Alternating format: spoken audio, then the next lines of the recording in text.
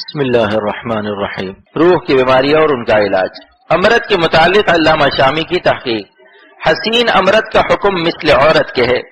الامرد هو الشاب الذي تر شاربه ولم تنبت لحيته، قال في الملتقط الغلام اذا بلغ مبلغ الرجل ولم يكن صبيحا فحكمه حكم الرجال وان كان صبيحا فحكمه حكم النساء وهو عورة من فرقده الى قدمه۔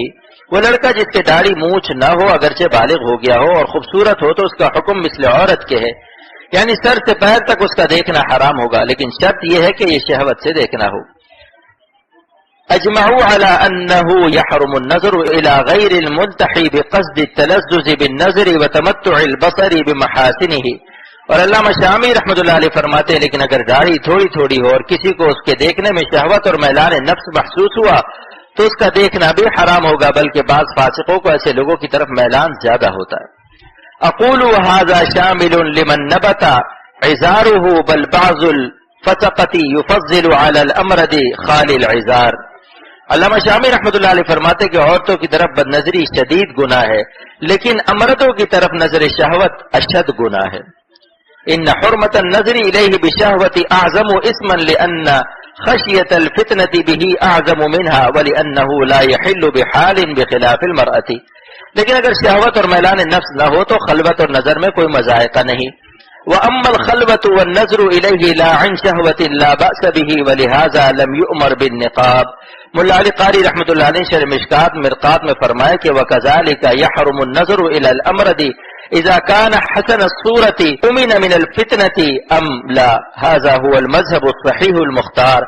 جس امرد کو دیکھنا حرام ہے خواہ فتنے سے معمون اور محفوظ ہی کیوں نہ ہو، لأنه في معنى العورة فإنه يشتهى وصورته في الجمال كصورة المرأة، بل ربما كان كثير منهم أحسن صورة من كثير من النساء، بل هم بالتحريم أولى لما يتمكن في حقهم من طرق الشر ما لا يتمكن من مثله في حق المرأة۔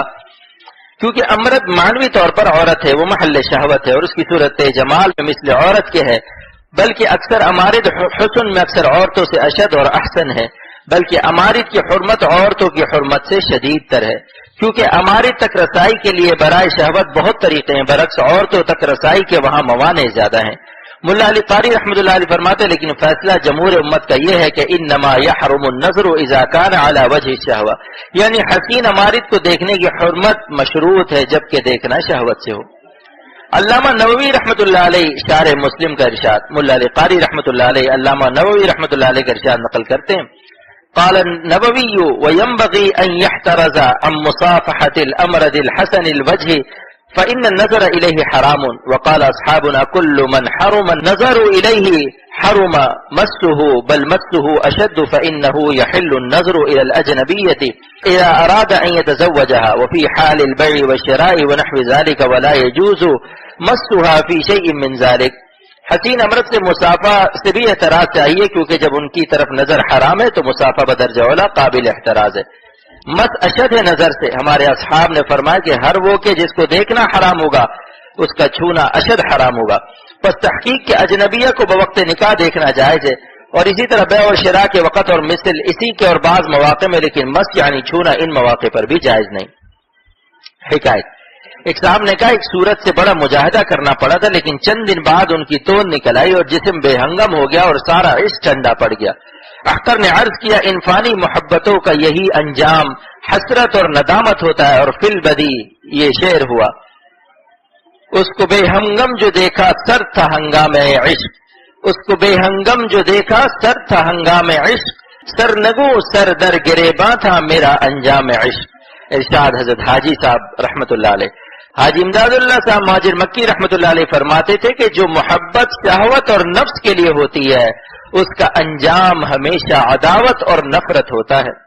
اختر عرض کرتا ہے کہ حضرت حاجی صاحب رحمت اللہ علیہ کے ارشاد آب زر سے لکھنے کے قابل ہے۔ رات دن اس کے تجربات لوگوں کو پیش آتے رہتے ہیں، چند ہی دن میں داڑھی مونچھ آ جانے پر صورتیں کیسی ہو جاتی ہیں اور عشق کے ہنگامے ٹھنڈے ہو جاتے ہیں۔ آنکھ ہے وہی آنکھ لے کے شرمندہ، آنکھ ہے وہی آنکھ لے کے شرمندہ، دل وہی دل ہے لے کے نادم ہے، میر اس دن جنازہ الفت کا میر اس دن جنازہ الفت کا اپنے ہاتھوں سے دفن کر دو گے، اپنے ہاتھوں سے دفن کر دو گے۔ مولانا رومی رحمۃ اللہ علیہ فرماتے ہیں زی سبب ہنگامہ شد کل حدر، زی سبب ہنگامہ شد کل حدر، باشد ای ہنگامہ ہر دم گرم تر، باشد ای ہنگامہ ہر دم گرم تر۔ عشق مجازی کے سارے ہنگامے کچھ ہی دن میں صورتوں کے بدل جانے سے ٹھنڈے پڑ جاتے ہیں، اور حق تعالی کی محبت کا بازار ہمیشہ گرم تر رہتا ہے۔ مرجھانے والے پھولوں سے دل لگانے والوں کو ایک دن ضرور مرجھانا پڑتا ہے، اور عاشقان حق کا کیا مقام ہے کہ ان کا عشق روز بروز بڑھتا ہی رہتا ہے۔ کل یوم ہوا فی شأن، حق تعالیٰ کی ہر دن ایک نئی شان ہوتی ہے، اس وجہ سے ان سے محبت رکھنے والوں کی شان بھی ہر دن ایک نئی شان ہوتی ہے۔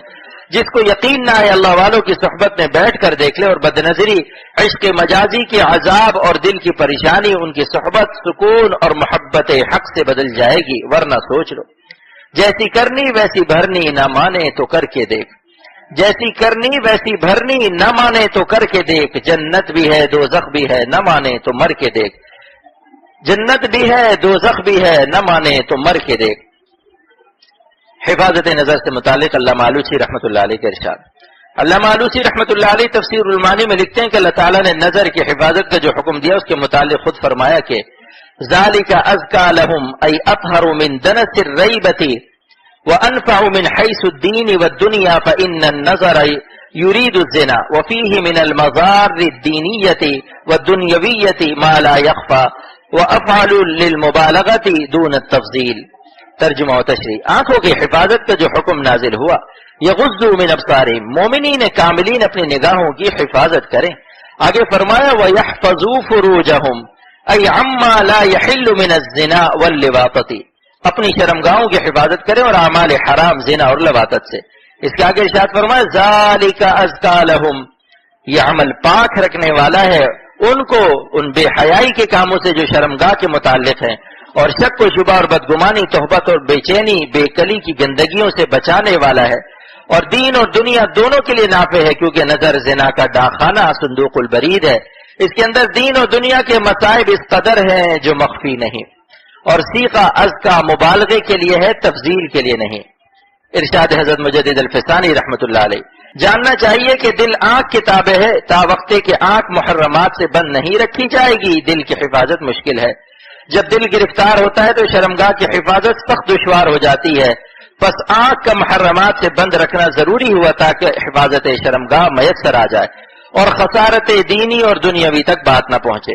امردوں کی طرف نظر کرنا اور شہوت کے ساتھ ان کو چھونا حرام ہے۔ یہ بھی جاننا چاہیے کہ حدیث نبوی میں آیا ہے کہ آنکھوں کا زنا نامحرم عورتوں کی طرف دیکھنا ہے، اور ہاتھوں کا زنا نامحرموں کا ہاتھوں سے پکڑنا ہے، اور پاؤں کا زنا نامحرم کی طرف چلنا ہے۔ چند آخری کلمات آخر میں رسالہ جزاء الاعمال مصنف حضرت اقدس حکیم الامت مولانا شاہ اشرف علی صاحب تھانوی رحمۃ اللہ علیہ سے ایک بڑے ہی کام کا ملفوظ نقل کرتا ہوں۔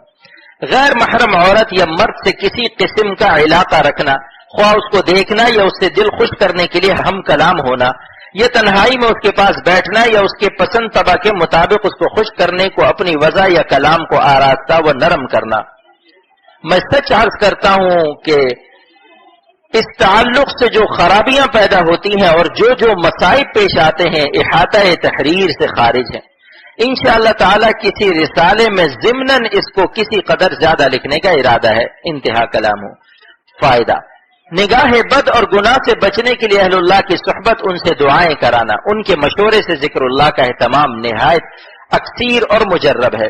البتہ جو لوگ ذکر میں لطف نہ آنے سے ذکر چھوڑ دیتے ہیں ان کے لیے حضرت والا تھانوی رحمۃ اللہ علیہ کے ایک ملفوظ پیش کرتا ہوں۔ فرمایا کہ ذکر بے لذت پر مداومت کرنے سے معیت حق کا انکشاف اور قلب کی صحت حاصل ہو جاتی ہے، جس کے سامنے ساری لذتیں گرد ہیں۔ پس ذکر کو مقصود بنائیے، کیفیت جو غیر مقصود ہے اس کا انتظار نہ کرے، ورنہ ذکر کی محرومی سے گناہ سے بچنا مشکل ہو جاوے گا۔ اللہ پاک عمل کی توفیق عطا فرمائے۔